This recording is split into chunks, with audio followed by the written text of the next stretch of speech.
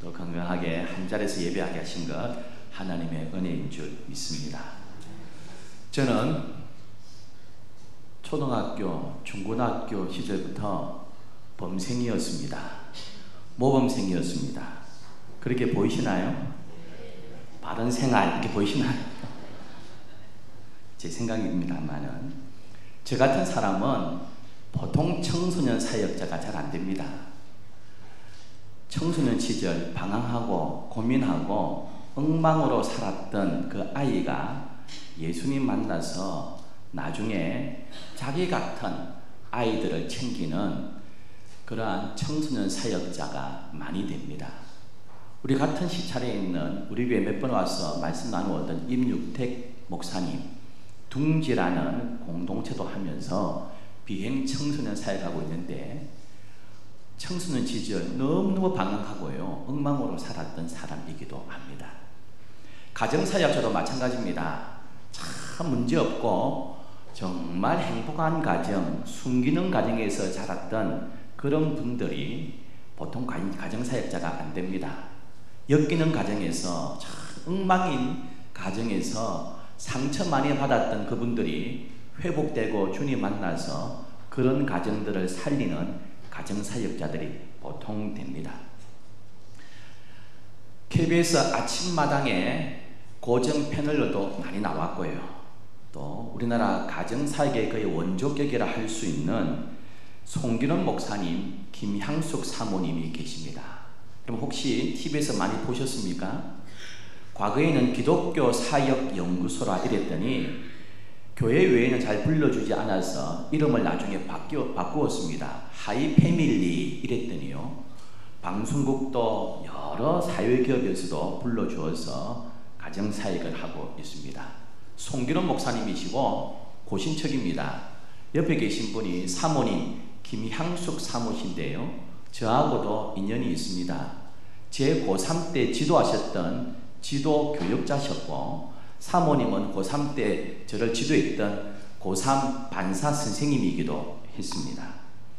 이 사모님께서 6월 30일부터 그저께까지 계속 국민일보에 연재하고 있습니다.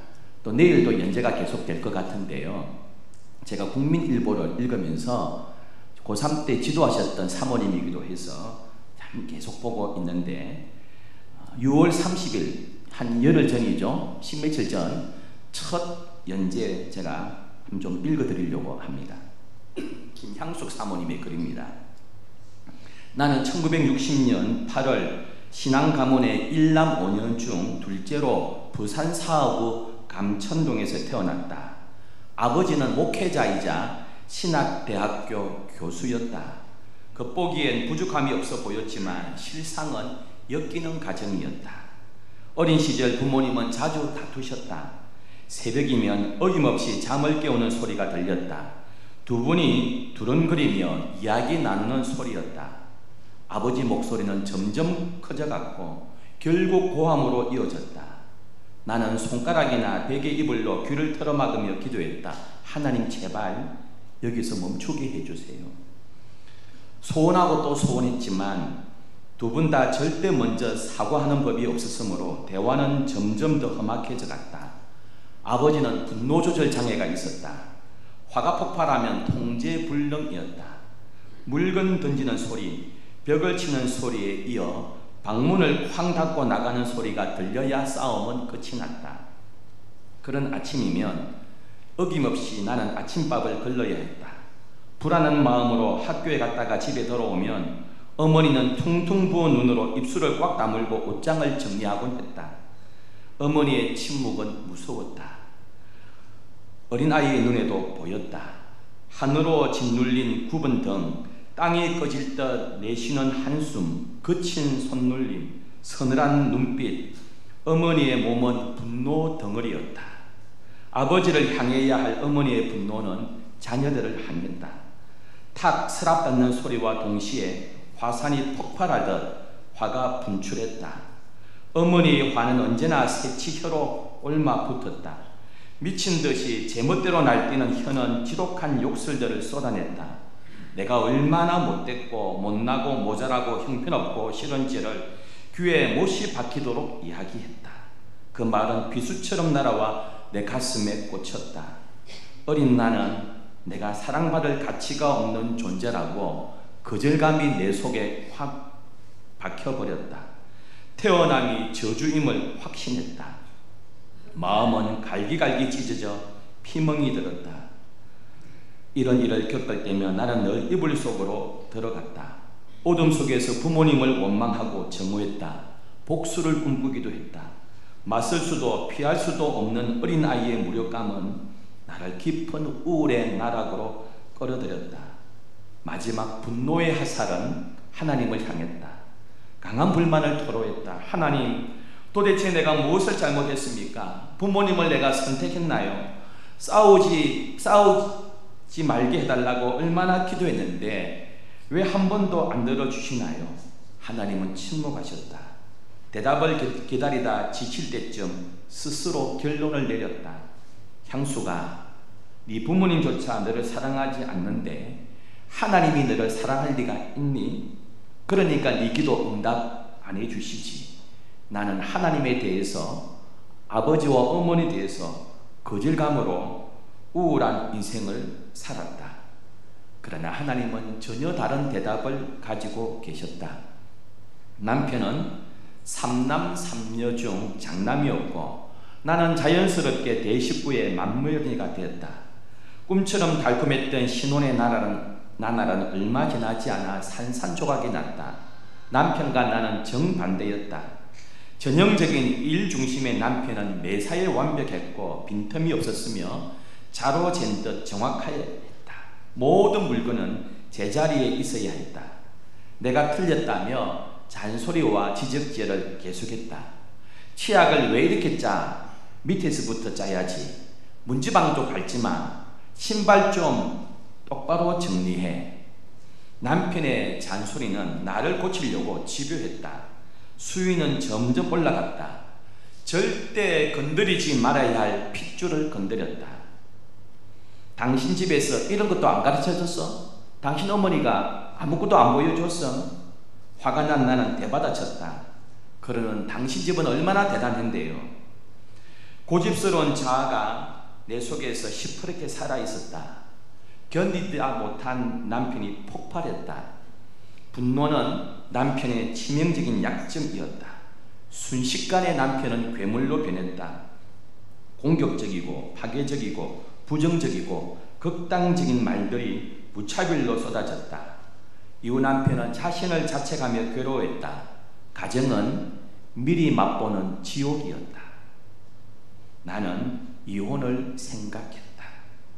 그런데요, 이 아픔과 이 거절감, 이 상처가 이 목사님 두 부부가 그리스도 안에서 치유받으면서 자신 같은 엮이는 가정에서 자랐고 엮이는 가정이었던 자신의 가정이 달라지면서 지금은 하이 패밀리 사역을 하며 엮이는 가정을 치유하는 가정사역자가 되었습니다. 누군가 살아가면서 우리는 거절감을 많이 당했을 것입니다. 별것 아닌 거절감도 있지만 우리의 삶을 흔들어 놓는 거절감도 있습니다. 그렇게 서로 사랑했던 연인이었는데 어느 날 약속 장소에 나타나지 않고 연락을 끊어버리고 차였을 때 거절감도 있습니다. 수년간 열심히 공부하고 준비했건만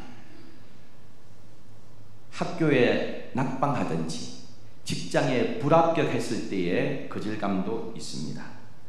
가난이나 신체적 결함 때문에 왕따를 당하고 거절감을 경험하기도 합니다. 시댁에서 며느리라는 이유로 소외되고 부당한 대우를 받을 때에, 또한 가정의 생계를 책임진 가장인데 직장에서 갑자기 해고를 당했을 때에, 정말 지금까지 자식을 위해서 수고했건만 엄마 아빠가 나를 위해서 해준 게 뭡니까 하며 부모를 거절할 때에 아픔을 느끼기도 합니다. 누구나 사람은 외로움을 느끼고요, 마음의 상처를 받으면 위로받을 것을 찾습니다.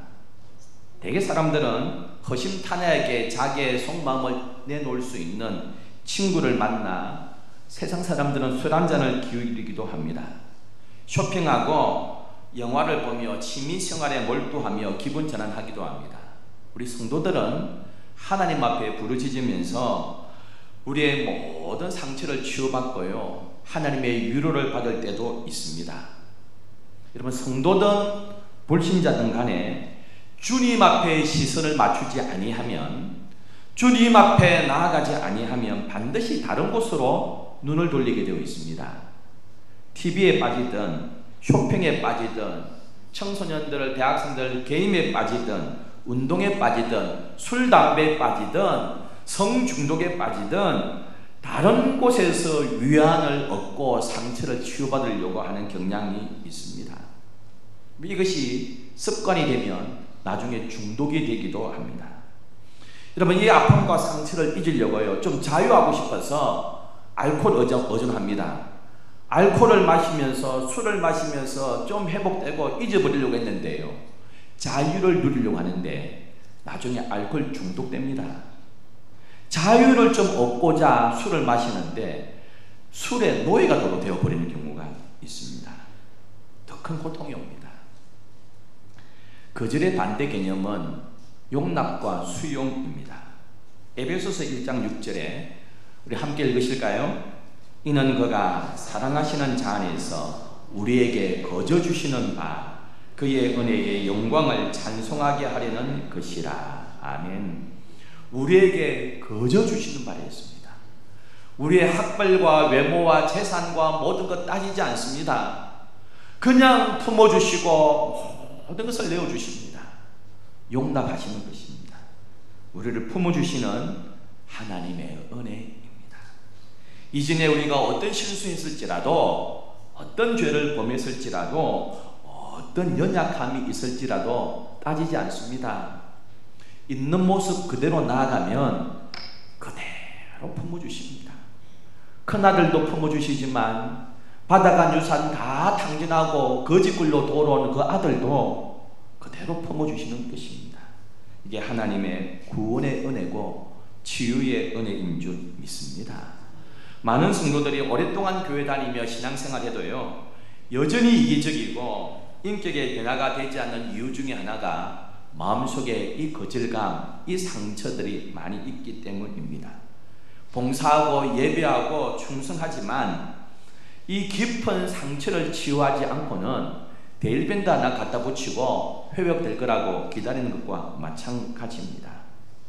그러므로 우리는 우리 속에 있는 내면을 주님 앞에 그대로 아뢰고 정직하게 내보이며 주의 은혜를 구해야 될 것입니다. 내면의 쓴뿌리 이거 치료받지 아니하면 대인관계도 힘들어지고요, 아무 의미 없이 그냥 한 소리에 쉽게 상처받기도 합니다. 히브리서 12장 15절은 이렇게 말씀해요. 너희는 하나님의 은혜에 이르지 못하는 자가 없도록 하고 또 쓴뿌리가 나서 괴롭게 하여 많은 사람이 이로 말미암아 더럽게 되지 않게 하며. 하나님의 은혜에 이르지 못하는 자가 있는지 살펴보아라. 쓴 뿌리가 나서 서로를 망치지 않도록 서로 섬겨주고 돌봐주어라고 말씀하고 있습니다. 남자보다는 여자들이 한이 많습니다. 여자들이 더 상처가 많다고 볼 수 있습니다. 그게 죄된 인간의 역사 때문에 그렇습니다. 여자라는 이유만으로 성진에 불이익을 당하기도 합니다. 여자니까, 가정이 어려우니까 오빠만 대학 가고 니는 직장 가라, 이런 경우가 과거에 얼마나 많았습니까? 요즘이야 딸들을 좋아하지만 불과 얼마 전까지만 해도 그래도 대한민국은 아들 이렇게 많이 이야기했습니다. 첨단 과학 기술이 있지만 여전히 아시아 중동 지역에서는 여자들이요 사람 대접 받지 못하고 지금도 있습니다. 석유가 많이 나고 있고 우리나라가 많이 그 석유를 수입하는 사우디아라비아, 그러면 사우디아라비아는 지금도 여자 혼자 외출 못합니다. 백화점 가요? 남편이 반드시 대동해야 됩니다. 여자 혼자서 값쓰는 안 되는 나라입니다. 여러분 지금 뭐 요즘 많은 분들이 여자분도 운전하시잖아요. 사우디아라비아는 2018년 6월에 처음으로 여자에게 운전면허 주었습니다. 그 전까지 여자들은 운전 못하게 했습니다. 지금 아프가니스탄 텔레반이 다스리잖아요. 텔레반이 다시 정권을 잡으면서 여자아이들 학교에 못 다니게 합니다. 중학교, 고등학교, 대학교 진학 못합니다. 그리고 미용실 전부 다 없애버렸습니다. 아프가니스탄에 미용실 없어졌습니다. 아프가니스탄 여자들 가운데 10명 중 8명이 문맹입니다. 그렇게 해야 된다고 그들은 주장하고 있습니다. 우리나라가 얼마나 잘 삽니까? OECD 국가 가운데서도 잘 살지만은 여성 인권 지수는 여전히 하위권입니다. 성희롱, 여성 혐오 범죄 이런 것들이 우리나라에 아직도 많이 일어나고 있습니다. 여러분, 교회에서도 마찬가지입니다. 우리 남자 성도보다 여자 성도들이 시험에 빠지는 경우들이 많습니다. 마음의 고통도 남자보다 여자들이 많고요. 화병도 남자보다 여자들이 2배 이상 생긴다고 합니다. 왜 그렇습니까? 과거에 우리 어머니들이 마음의 거절감, 상처들이 치유받지 못하고 있었기 때문입니다. 이것은 고대도 마찬가지입니다. 고대 그리스와 로마 시대는요, 인구 비율이 이렇습니다. 남자가 140명당 여자는 100명입니다. 여자 숫자가 형격하게 작습니다. 왜 그렇습니까? 수많은 여자아이들이 태어나면 죽임을 당하고 버려졌기 때문입니다. 로마의 로물루스법에 의하면요, 아버지들은 아이가 태어나면 남자아이들은 무조건 키우도록 되어 있습니다. 여자아이는 장녀만 키웁니다. 그 다음 여자아이는 1명만 있으면 됩니다. 그 다음 여자아이가 태어나요, 버리고 죽여버립니다. 이게 로마의 법이었습니다. 그처럼 여자들이 대접받지 못했습니다. 예수님 당시에 이스라엘 땅도 마찬가지입니다. 랍비들요, 극단적인 주장들 많이 했습니다. 이스라엘의 3대 감사, 제가 몇 번 말씀드린지 아시죠? 유대인으로 태어나지 않은 것 감사합니다. 이방인으로 안 태어난 것 감사, 짐승으로 태어나지 않은 것 감사, 세 번째 감사가 뭔지 아십니까? 여자로 안 태어난 것 감사합니다. 근데 이게 점층법이에요. 여자로 안 태어난 것이 최고로 감사하는 겁니다. 이방인으로 태어난 것보다, 안 태어난 것보다요. 심지어 랍비가 이렇게 이야기했습니다. 토라를, 즉 율법을 여자에게 가르치는 것보다 차라리 율법을 불태우는 것이 낫다, 이렇게 주장했습니다. 예수님 당시 여자들은요, 인간 대접 못 받았습니다. 오병이어로 5,000명을 먹여요. 5,000명은 누구라고요? 20세 이상 남자입니다. 숫자에도 안 들어갔습니다. 고대 아테네도 마찬가지입니다. 여자들 교육을 시키지 않았습니다. 여자는 아무리 성년이 되고 IQ가 좋아도요, 법적으로 아이로 분류했습니다. 동양이든 서양이든 고대든 현대든, 심지어 불과 얼마 전까지만 해도 저 외국에서는 여자들은 남자의 소유물이었습니다. 그럼 여자가 성추행을 당하면 배상금을 물리는데요, 배상금 수령인이 성추행을 당했던 여자가 아니고요, 남편이나 아버지가 배상금을 수령합니다. 이런 현상은 지금도 이슬람권, 힌두권, 불교권, 동남아시아, 중동아시아에서 지금도 이 일이 비일비재합니다. 그런 면에서 볼 때에 성경은 여자들의 인권을 얼마나 강조하고 있는지 모릅니다. 모세 때 이런 일이 생겼습니다.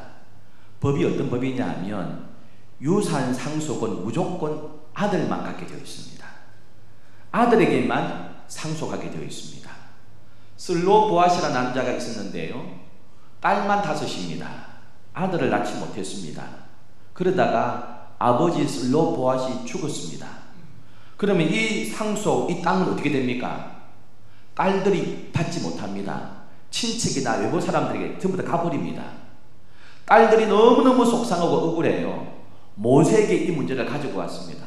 왜 딸들은 안 됩니까? 여자들은 왜 안 됩니까? 이거 바꿔주세요. 당시의 통념과 편견에 도전했습니다. 모세가 이 문제를 가지고 하나님께 아뢰었습니다. 하나님께서 이런 응답 주셨어요. 민수기 27장에 슬로보아스의 딸들의 말이 옳으니 너는 반드시 그들의 아버지의 형제 중에서 그들에게 기업을 주어 받게 하되 그들의 아버지의 기업을 그들에게 돌릴지니라. 너는 이스라엘 자손에게 말하여 이르기를 사람이 죽고 아들이 없으면 그의 기업을 그의 딸들에게 돌릴 것이요. 여러분, 당신은 안 됩니다. 여자는 숫자도 안 들어갑니다. 이름도 없습니다. 사람 취급도 받지 않았습니다. 상속권 전혀 없습니다. 그런데 슬로바스의 딸들은요, 왜 안 됩니까? 왜 우리는 사람 아닙니까? 우리는 하나님 백성 아닙니까? 보세요, 해결해 주세요. 다른 모든 지도들 안 돼, 법이 아니야 이러는데 슬로바스의 딸들은 왜 안 됩니까? 고쳐주세요 하고 나갑니다. 마침내 하나님의 응답받고요, 슬로보아스의 딸들이 사회의 통념과 그 모든 편견을 깨뜨리고 이후로부터는 딸들도 똑같이 상속할 수 있도록 법이 바뀌었습니다. 할렐루야예요. 이게 고대 이스라엘입니다. 다른 나라들은 그 모든 것을 행하지 않을 때에 하나님께서 이처럼 그들의 헌신과 통념을 깨는 그 마음을 봐주셨습니다. 고대 사회에서 여자들의 가장 고귀한 사명은 출산이었습니다. 특히 아들 낳아야 했습니다. 하루는 예수님이 설교하는데요, 한 여인이 예수님을 향하여 이렇게 외칩니다. 누가복음 11장 27절에 보면 이 말씀을 하실 때 무리 중 하나가 음성을 높여 이르되 당신을 뵌 태와 당신을 먹인 젖이 복이 있나이다 하니 예수께서 이르시되 오히려 하나님의 말씀을 듣고 지키는 자가 복이 있느니라 했습니다. 한 사람이 외치기를, 야, 당신 같은 아들을 낳은, 당신 같은 위대한 랍비 같은 아들을 낳은 어머니 정말 복이 있는 여자군요. 이렇게 했더니 예수께서 뭐라 하셨습니까? 네, 우리 어머니도 훌륭하지만 하나님 말씀을 지키는 자는 남자 여자를 따지지 아니하고 다 복이 있다. 하나님 이렇게 말씀하고 있습니다. 마리아가 훌륭하네요 이랬더니 아니야, 어머니 마리아만 훌륭한 게 아니라 남자든 여자든 상관없어. 하나님 말씀을 지키는 자가 정말 큰 자야. 이렇게 말씀하는 것입니다. 오늘 본문으로 돌아가면요, 예수께서 베다니에 오셨어요. 나사로, 마르다, 마리아 3남매가 있는 집입니다. 이 3남매하고는 너무나 가까이 지나셨어요. 마르다, 마리아 집에 왔는데 마르다는 대부분의 여인들이 하는 것처럼 대접하기 위해서 부엌에서 분주하게 음식 준비를 했습니다. 그런데 같이 도와야 될 동생 마리아는 부엌에서 식사 준비 돕지 않고요, 예수님의 발치에 딱 앞에 앉아가지고 말씀 듣고 있습니다. 너무나 바빴고 힘들었던 마르다는 예수님께 내가 얼마나 바쁜데요 하고 있습니다. 좀 동생한테 가서 도와주라고 좀 이야기 좀 해주세요 이렇게 했더니 오늘 본문 41절에는 이렇게 말씀합니다. 주께서 대답하여 이르시되 마르다야, 마르다야, 네가 많은 일로 염려하고 근심하나 몇 가지만 하든지 혹은 한 가지만이라도 족하니라. 마리아는 이 좋은 편을 택하였으니 빼앗기지 아니하리라 했습니다. 오늘 본문을 읽으면서 한 주간 묵상하면서 우리가 늘 보는 관점이 아니라 조금 관점을 바꾸어서 함께 은혜를 나누기를 원했습니다. 이것을 보면 보통 바쁘게 일에 몰두하는 마리아보다 예배하고 말씀에 집중하는 마리아가 더 좋다고 해석하는 경우가 많지만, 당시에 내가 그 옆에 있는 사람이라면, 당시에 그 현장에 있는 유대인이라면 부엌에서 일하는 것보다, 봉사하는 것보다 말씀을 듣는 것이 훨씬 좋다고 해석할 유대인들은 아마 한 명도 없었을 것입니다. 누군가의 발치에 앉는다, 이 표현은 그 사람의 제자가 된다는 뜻입니다. 여러분, 여자가, 그것도 미혼인 젊은 여자가 남자들만이 앉아있는 자리입니다. 남자만이 제자가 됩니다. 여자들은 제자가 될 수 없고 랍비의 제자가 될 수 없습니다. 그런데 그는 이렇게 이야기하고 있습니다. 내가 가겠습니다. 여자는 왜 제자가 안 됩니까? 여자는 왜 예수님의 제자가 될 수 없습니까? 나도 제자가 되고 싶습니다 하면서 당시의 기준과 통념을 깨뜨리고, 여자는 왜 안 돼요? 여자는 왜 부엌에만 있어야 돼요? 여자는 왜 예수의 제자가 안 됩니까? 그러면서 나도 제자가 되고 싶어요 하며 예수의 발 아래에 있는 것입니다. 마리아는 그냥 말씀이 듣고 싶어서 앉은 것이 아닙니다. 사회의 기준을 바꾸고 싶었어요. 통념을 깨고 싶었습니다. 나도 주의 제자가 되고 싶어요. 여자는 왜 안 돼요? 하면서 나아갔습니다. 놀라운 것은요, 사복음서 보면 골고다 언덕까지 따라가는 사람들은 대부분 여인들이었습니다. 부활의 첫 정인도 여인이었던 막달라 마리아였습니다. 예루살렘 교회, 초대교회의 대부분도요, 과반수가 넘는 사람들이 여인들이었습니다.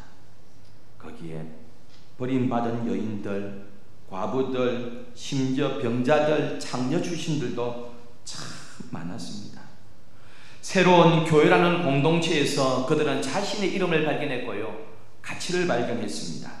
그리고 교회 공동체의 전심으로 헌신했고, 거기에서 주를 위한 사명자로 그들은 살았습니다. 세월이 지나면서 많은 여인들이 복음을 전하는 선교사가 되었고, 성경을 번역했고, 교회를 개척했고, 소외된 자들을 돌보았고, 문맹자들을 교육했습니다. 우리나라 초대교회도 마찬가지입니다. 사진 하나 보실래요? 재밌는 사진 아닙니까? 맨 앞에 헌터라는 여자 선교사가 앞장서고 있습니다. 이러면 이 조선 말에 이렇게 많은 여인들이 줄을 지어서 끝이 보이지 않을 정도로 앞에서는 헌터 선교사를 따라가지 않습니까? 전부 다 여자들입니다. 뭐하러 가는 사진입니까? 지금 교회 가서 성경 공부하려고요, 헌터 선교사를 따라가고 있습니다. 여자들은 학교에도 가지 않았습니다. 개똥이라 불렸습니다. 이름도 제대로 없던 조선 말기였습니다. 그런데 선교사들이 오셔서 개똥이 대신에 이름을 붙여주었습니다. 그리고 여자도 글을 익혀야 된다면서 한글을 가르쳐 주었습니다. 교회 와서 그들은 한글을 배우고 성경을 읽으면서 한글 보급이 순식간에 일어났습니다. 이 여인들이, 우리 조선 말기에 우리 조선의 초대교회 여인들이 이렇게 말씀에 빠지고 교육받으며 헌신하면서 대한민국 교회가 성장했습니다. 사회적 편견과 차별에도 불구하고 이 모든 것을 할 수 있었던 것은 그들이 만난 예수 때문이었습니다. 더 정확하게만 이야기하면 예수님께서 그들을 만나 주시고 생명을 주시고 회복시켜 주셨기 때문에 여자는 글을 배워서는 안 돼, 여자는 학교에 가서는 안 돼 하는 모든 편견과 통념을 깨버리고요, 글을 배우고 교회를 섬기고 선교사로서의 삶을 살았습니다.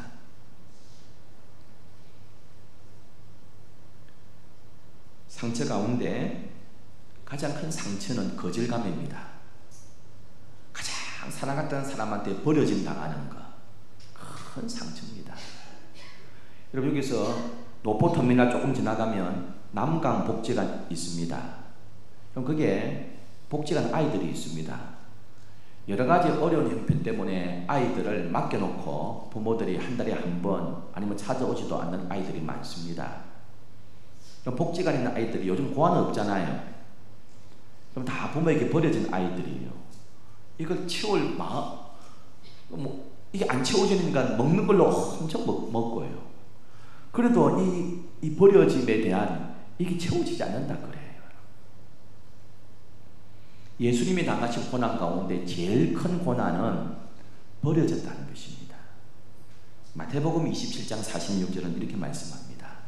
제 90쯤에 크게 소리질러 이르시되 엘리 엘리 라마 사막다니 하시니 이는 나의 하나님 나의 하나님 어찌하여 나를 버리셨나이까. 그렇게 삼위일체이신데 성부 하나님께서 성자를 버리셨다고 합니다. 어찌하여 나를 버리십니까? 예수님의 거절의 상처는 우리의 모든 허물과 우리의 거절감을 치유하시기 위해서 대신 그 상처를 받으신 것입니다. 넓게 보면 지금도 예수님을 모르는 아시아, 아프리카 무슬림들, 힌두권, 불교권 여전히 일부 다처제, 교육의 결핍, 성매매에 또 내몰리는 그 여자아이들, 지금도 인도에서는요, 남편이 먼저 죽었습니다. 남편을 화장하는 그 자리에 니도 따라 죽으라고 자살을 강요당하고요. 어쩔 수 없이 자살하는 인도 여인들이 많이 있습니다. 그곳에 진정한 생명의 복음만이 들어가면 우리 대한민국이 변화된 것처럼 그 땅도 회복될 줄 믿습니다. 마리아는 통념을 깨고 싶었어요. 사회의 기준을 깨고 싶었어요. 편견을 깨고 싶었습니다. 왜 여자는 안 돼요? 여자는 왜 예수님의 제자가 안 돼요? 나도 예수님의 제자가 되고 싶어요.